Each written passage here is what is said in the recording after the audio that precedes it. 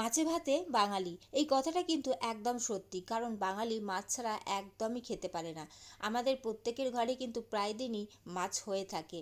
আর প্রত্যেক দিন কিন্তু মাছের একরকম পদ খেতে একদমই ভালো লাগে না। তাই আমি সবসময় চেষ্টা করি মাছের একটু ঘুরিয়ে ফিরিয়ে নিত্য নতুন কিছু রেসিপি বানিয়ে নেওয়ার, যেমনটা আজ বানিয়েছি। রুই বা কাতলা মাছ কিন্তু প্রত্যেকের ঘরে প্রায় দিনই হয়ে থাকে। আর এই রেসিপিটা তোমরা রুই বা কাতলা যে কোনো মাছ দিয়ে বানিয়ে নিতে পারো। তো চলো তাহলে কথা না বাড়িয়ে শুরু করা যাক আজকের রেসিপি, ফিশ মশলা কারি। আমি এটা কাতলা মাছ দিয়ে রান্না করেছিলাম। আর সবার প্রথমে দেখো, কাতলা মাছটা ভালো করে ধুয়ে পরিষ্কার করে নিয়েছি। আর এটা আমি ম্যারিনেট করে নেব। তার জন্য এখানে আদা, রসুন, কাঁচা লঙ্কা আর কাশ্মীরি শুকনো লঙ্কার একটা পেস্ট আমি বানিয়ে রেখেছিলাম, সেটা পুরোটা আমি দিয়ে দিলাম। এর সাথে পরিমাণ মতন হলুদ গুঁড়ো আর পরিমাণ মতন নুন দিয়ে দিচ্ছি। আর অবশ্যই এর সাথে যেটা লাগবে সেটা হচ্ছে গন্ধরাজ লেবু আমি ব্যবহার করেছি এখানে। তো গন্ধরাজ লেবুর রসটা আমি পুরোটাই দিয়ে দেবো মাছের মধ্যে। এখন মাছটা সমস্ত মশলার সাথে ভালো করে মাখিয়ে মিনিমাম 30 মিনিটের জন্য এটা রেখে দিতে হবে। তোমাদের কাছে যদি কাশ্মীরি শুকনো লঙ্কা না থাকে তাহলে তোমরা কাশ্মীরি লঙ্কার গুঁড়ো ব্যবহার করবে ম্যারিনেটের সময়। এতে মাছের কালারটা কিন্তু খুব সুন্দর আসে। তো সমস্ত মাছ সুন্দর করে ম্যারিনেট করা হয়ে গেছে। এখন এটা 30 মিনিটের জন্য সাইডে রেখে দেবো। 30 মিনিট বাদে আমি কড়াইতে তেল গরম করতে বসিয়ে দিয়েছি। আর তেলটা ভালো করে গরম হয়ে গেছে। আর মাছটাও দেখো সুন্দর করে ম্যারিনেট করা ছিল আধা ঘন্টা ধরে। এখন মাছটা আমি তেলের মধ্যে দিয়ে ভালো করে লাল লাল করে ভাজা করে নেব। এইভাবে তোমরা শুধু মাছটাও ভাজা করে খেতে পারো, দারুণ লাগে খেতে। তো সমস্ত মাছ সুন্দর করে ভাজা হয়ে গেছে। এখন ওই তেলের মধ্যেই সবার প্রথমেই আমি গোটা গরম মশলা, এলাচ, লবঙ্গ, দারচিনি আর একটা তেজপাতা ফোড়ন দিয়ে দিচ্ছি।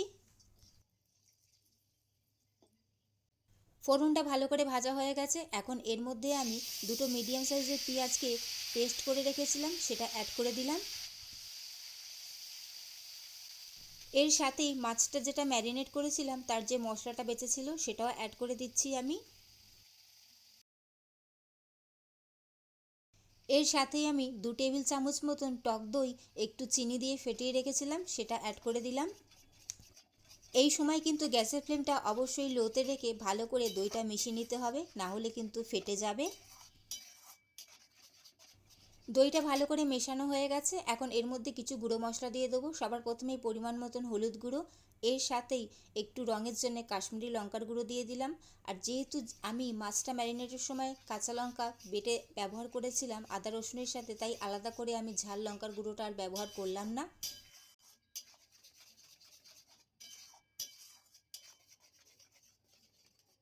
এখন এর মধ্যে আমি পরিমাণ মতন নুন দিয়ে দিচ্ছি। যেহেতু মাছ ম্যারিনেটের যে মশলাটা এখানে অ্যাড করেছি তার মধ্যে কিন্তু অলরেডি নুন দেওয়া আছে, তাই নুনটা আমি অল্পই দিলাম। কম বেশি হলে পরে অ্যাডজাস্ট করা যাবে। এখন ঢাকা দিয়ে আমি মশলাটা ভালো করে কষিয়ে নেব যতক্ষণ না তেলটা ছেড়ে দিচ্ছে।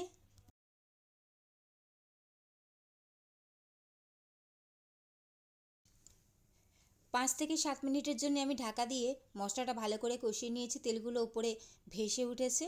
তো মশলাটা সুন্দর করে কষানো হয়ে গেছে। এখন এর মধ্যে আমি পরিমাণ মতন জল অ্যাড করে দেব।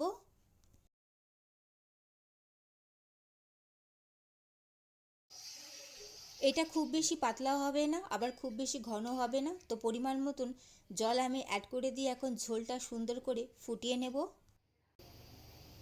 দেখতেই পাচ্ছ ঝোলটা খুব সুন্দর করে ফুটে গেছে। এখন এর মধ্যে আমি ভেজে রাখা মাছের পিসগুলো অ্যাড করে দেব। আর এই মশলা মাখিয়ে মাছ ভাজাটা কিন্তু খেতে দারুণ হয়, এটা তোমরা শুধুও খেতে পারো। এখন এই ঝোলের মধ্যে ভেজে রাখা মাছটা আমি সমস্তটাই অ্যাড করে দিয়েছি। এখন ঢাকা দিয়ে 10 মিনিট আমি ভালো করে ফুটিয়ে নেব। ফিরে এলাম বন্ধুরা ঠিক 15 মিনিট বাদে। 15 মিনিটের জন্য আমি ঢাকা দিয়ে মাছটা ভালো করে ফুটিয়ে নিয়েছি। এখন নামানোর আগে ওপর থেকে আমি একটু পেঁয়াজের বেরেস্তা বানিয়ে রেখেছিলাম, সেটা ওপর থেকে দিয়ে দিচ্ছি। আর এখানে কোনো রকম মশলা বা কিছু আমি অ্যাড করিনি। তো পেঁয়াজের বেরেস্তাটা ওপর থেকে দিয়ে দিয়েছি। এখন গ্যাসের ফ্লেমটা অফ করে আমি এটা ঢাকা দিয়ে মিনিমাম 10 মিনিটের জন্য এইভাবে রেখে দেবো। তাহলেই কিন্তু তৈরি হয়ে যাবে মশলা ফিশ কারি। কেমন লাগলো তোমাদের আজকের রেসিপি মশলা ফিশ কারি? অবশ্যই সেটা কমেন্ট করে জানাবে। ভালো লাগলে অবশ্যই লাইক, কমেন্ট, শেয়ার করে দিও। এবং অবশ্যই এরকম নতুন নতুন রেসিপি পাওয়ার জন্য আমার চ্যানেলটি সাবস্ক্রাইব করে আমার পাশে থেকো। চলো তাহলে আজকের মতন আসি। চলো টাটা।